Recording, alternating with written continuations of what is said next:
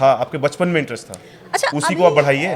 तो डॉक्टर मधुर, आप शायद मेरी बात से सहमत हो। अभी हम देखते हैं कि आजकल की जो जनरेशन है, पेरेंट्स की भी जो जनरेशन है, वो अपना समय निकालने के लिए, कि मी टाइम जिसको वो बोलते हैं, वो निकालने के लिए वो अपने बच्चों को भी क्या करते हैं, उनके लिए सबसे ईजी है कि फ़ोन दिया बच्चों को, फ़ोन यूज़ करेंगे बच्चे और टाइम निकल जाएगा, हम अपना काम करते रहेंगे, किचन में जो करना है, हमें जो भी करना है, और बच्चा फ़ोन में लगा है। और इसीलिए मेरे पास एक डेटा है, मैं यहाँ पर वो ज़रूर डेटा बताना चाहूँगी। मैंने देखा कि बच्चों के अंदर जो केसेस हैं, मतलब 5 ईयर से जो कम के बच्चे हैं, उनके अंदर भी हार्ट अटैक के केसेस बढ़ रहे हैं। क्या ये भी एक रीज़न है कि माँ बाप फ़ोन का यूसेज देखिए, हार्ट ज़्यादा अटैक कराते हैं तो हमसे? पहली बात तो मैं कहूँगा हार्ट अटैक ना कह करके कार्डियक अरेस्ट कहा जाए, क्योंकि हार्ट अटैक होना बड़ा मुश्किल है 5 साल से कम के बच्चों में। तो 2 ज़्यादा केसेस ऑफ कार्डियक अरेस्ट जो कि हमने अभी डिस्कस किया था। ठीक है। और दूसरा सवाल क्या पूछा आपने, सॉरी? दूसरा सवाल मेरा ये कहा क्या ये मोबाइल फोन्स उसके पीछे एक बहुत बड़ा रीज़न है? नहीं, डेफिनेटली अब सेडेंटरी लाइफस्टाइल है। पहले बच्चे, हम लोग जब छोटे थे तो पार्क में जाते थे, बाहर जाते थे, बच्चों के साथ खेलते थे, फिजिकल एक्टिविटी थी।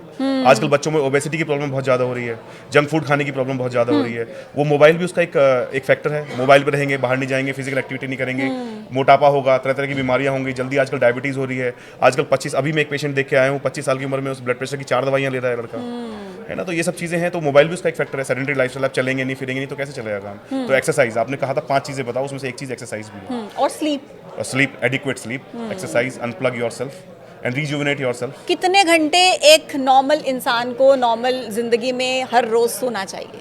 सोना 6 से 8 घंटे की sound sleep without any disturbance is must. अच्छा, अगर मान लीजिए कोई ऐसे प्रोफेशन में है कि उसकी नींद किसी भी रीजन से पूरी नहीं हो पा रही है, तो क्या करे वो? देखिए, ऐसा प्रोफेशन छोड़ देना चाहिए मुझे लगता है। कोई ऑल्टरनेट जॉब ढूंढनी चाहिए, क्योंकि अगर आप सोएंगे नहीं तो रिजुविनेट कैसे होंगे? आपकी जो बॉडी की सेल्स हैं जो वो थक गई हैं, वो अपने आप में एनर्जी गेन कैसे करेंगे? आपका माइंड जो है वो कभी आपका नॉर्मल एक्टिविटी कर ही नहीं पाएगा। तो you will always be on, you need two of your self for at least for 6 to 8 hours. Right, very, ये बिल्कुल इंपॉर्टेंट पॉइंट है जो आपने डिस्कस किया। और अगर ऐसा कोई प्रोफेशन है आपका कि आप 6 से 8 घंटे नहीं सो पा रहे हैं, तो डॉक्टर मधुर कह रहे हैं प्रोफेशन छोड़ दीजिए, लेकिन सोना मत छोड़िए, क्योंकि सोना बहुत इंपॉर्टेंट है। अच्छा, जब जैसा आपने बताया वजन बढ़ जाता है, थायराइड की समस्या, क्योंकि वजन बढ़ने से बहुत सारी समस्या आपको ऐसे ही घेर लेती हैं, तो उस टाइम पे आप जाते हैं डॉक्टर के पास, डॉक्टर से पूछते हैं कि हम क्या करें, तो डॉक्टर आपको बताते हैं कि आपको ये नहीं खाना है, ये नहीं पीना है, आप अपना रिफाइंड ऑयल का यूज़ मत कीजिए, आप सरसों के तेल में सब्जी बनाइए। फिर सरसों के तेल में अगर आपको सब्जी बनानी है तो आप कच्ची घानी का तेल यूज़ कीजिए। क्या करें हम, मतलब? देखिए, मैं इसमें ये कहता हूँ कि लोग मेरे से पूछते हैं डायरेक्ट सवाल कि भाई कौन सा ऑयल सबसे अच्छा है। मैं उनसे कहता हूँ ये आप मुझे बताइए, आपके दादाजी कौन सा ऑयल खाते थे और उनके दादाजी कौन सा ऑयल खाते थे।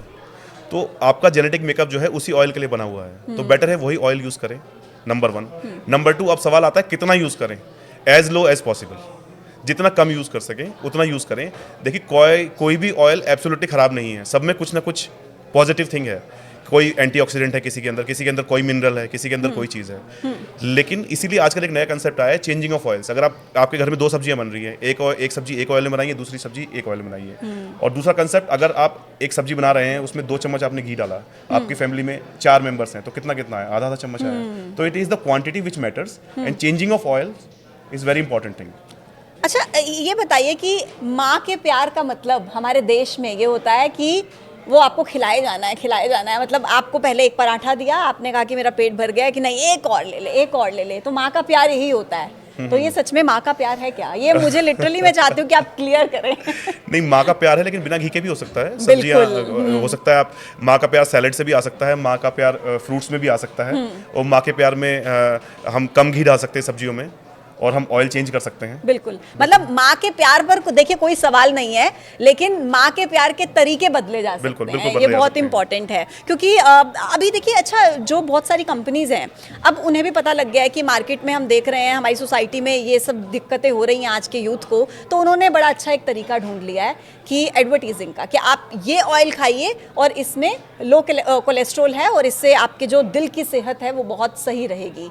ये सिर्फ मार्केटिंग टेक्निक्स हैं या वाकई कुछ डिफरेंस होता है? देखिए, these all are marketing techniques. जो ऑयल है वो तो ऑयल ही है, चाहे सरसों का तेल है, जो आप बनाए मैं बनाए, उसकी मोटा मोटी क्वालिटीज वही रहेंगी। डेफिनेटली, जैसा कि मैंने बताया कि कोई भी ऑयल बैड नहीं है, कोई भी ऑयल वेरी गुड नहीं है। किसी में कुछ क्वालिटी, किसी में कुछ क्वालिटी है, तो चेंजिंग ऑफ ऑयल्स करें। बाकी मार्केटिंग गिमिक्स पर ज़्यादा ध्यान न दें। ऑयल इज ऑयल, और ऑयल कोलेस्ट्रॉल और ट्राइग्लिसराइड बढ़ाता है, जो कि हार्ट के लिए बेनिफिशियल नहीं है डेफिनेटली। तो उसकी अमाउंट को लिमिट करें, दैट्स इट।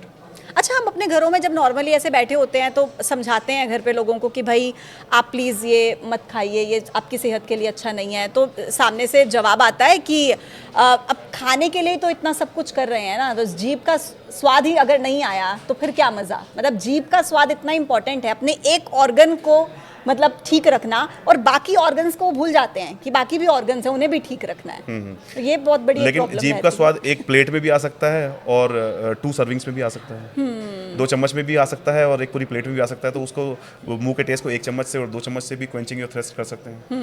नहीं, ये तो समझने वाली बात ये है, तो समझने वाली बात किस तरीके से है कि करेंगे। आपको एक प्लेट में मजा आता है कि 2 चम्मच में भी आ जाता है। ठीक है। अच्छा, ये बताइए कि जिस तरीके से हम देख रहे हैं कि वार्निंग साइंस क्या आपको पहले से पता लग जाते हैं कि आपके हार्ट ने अब कुछ ना कुछ आपको ये ऐसे साइन देने शुरू कर दिया है कि कुछ गड़बड़ है, आप इसको ठीक कर लीजिए? देखिए, मान लीजिए कि आपका ऑफिस है 4th फ्लोर पे है, कल तक आप 2 फ्लोर तक चढ़ के आते थे, आज आपको 2 फ्लोर चलने में 1-2 दिन से आपको सांस फूलने लगा है, आपको चेस्ट में हैवीनेस लगने लगी है, आपको पसीना बहुत ज़्यादा आ रहा है, तो these are the warning signs. लेकिन हम सोचते हैं कि यार थोड़ा गर्मी शुरू हो गई है, मौसम ख़राब है इसलिए पसीना आ गया है, आजकल मैं कुछ ज़्यादा चल भी नहीं रहा हूँ तो मेरी कैपेसिटी कम हो गई है। तो these are the warning signs जिसको हम इग्नोर करते हैं, या हमारी मेरे को गैस हो रही है इस वजह से ऐसा हो रहा है। तो these are the subtle warning signs we should taken care of, और हमें डॉक्टर के पास जाना चाहिए और अपने ECG एको वगैरह कराना चाहिए। लेकिन जनरली कहते हैं कि डॉक्टर के पास जाएंगे, डॉक्टर इतना बड़ा पर्चा लिख कर दे देंगे, दवाइयाँ खानी है, ये करना है, वो करना है, और जनरली ऐसा बोलते हैं कि आप जितना ज़्यादा जो दवाएं हैं उनका इस्तेमाल भी कम करेंगे तो आपके लिए बेहतर रहेगा। लेकिन वो हार्ट अटैक को भी तो बचा रहा है ना। बिल्कुल। वो जो सटल साइंस थे उसके लिए आप डॉक्टर के पास गए, डॉक्टर ने टेस्ट कराया, देखा कुछ रिस्क फैक्टर्स हैं आपके पास, आप डायबिटिक हैं, आपको सटल सिम्टम्स आ रहे हैं, उसने पहले ही टेस्ट कराया, उसने दवाइयाँ दी तो आपको हार्ट अटैक रुक गया। तो वो सब चीज़ें भी देखने की हैं कि अगर रिपोर्ट आपकी नॉर्मल भी आई तो we should be taken it as a good sign. नहीं, ऐसा नहीं कि हमारा तो यार पैसा खराब हो गया, इतना पैसा लग गया, रिपोर्ट तो नॉर्मल ही आनी थी। लेकिन आपको ये भी तो पता लगा ना कुछ नहीं है कि आपकी हेल्थ इससे आपकी ज़्यादा health, इम्पोर्टेंट क्या होगा। ये तो definitely। बिल्कुल। अच्छा, आपके पास जनरली दिन में कितने ऐसे पेशेंट्स आ जाते हैं जिनको कुछ हार्ट से रिलेटेड प्रॉब्लम होती है? नहीं, हम तो आई एम ए कार्डियोलॉजिस्ट, तो हम तो 25 to 30 पेशेंट्स OPD में, कभी इससे ज़्यादा भी हो जाते हैं तो देखते ही हैं रोज़ के रोज़।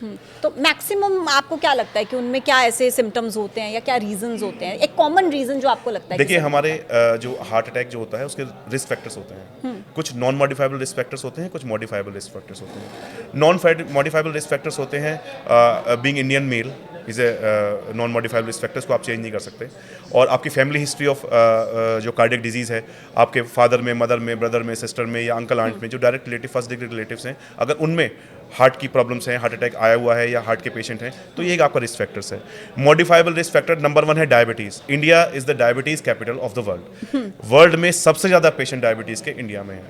तो डायबिटीज़ होने वाले पेशेंट्स को हार्ट अटैक होने के चांसेस औरों की पॉपुलेशन के कंपैरिजन में बहुत ज़्यादा होते हैं। डायबिटीज़ है, हाइपरटेंशन यानी हाई ब्लड प्रेशर है, स्मोकिंग है, और स्ट्रेस के बारे में हमने इतनी सारी बात की। स्ट्रेस है, जो हम ये जंक फूड खा रहे हैं, ये एक उसका कॉज है, और सेडेंटरी लाइफस्टाइल। आजकल हम सब लोग प्रोफेशनल्स हैं, वर्किंग प्रोफेशनल्स हैं, ऑफिस में बैठे काम करने वाला ज़्यादा काम है, और जैसे कि हमने भी डिस्कस किया कि सारा काम मोबाइल पे ही हो रहा है, इवन लूडो भी मोबाइल पे खेल रही आ रही है आजकल।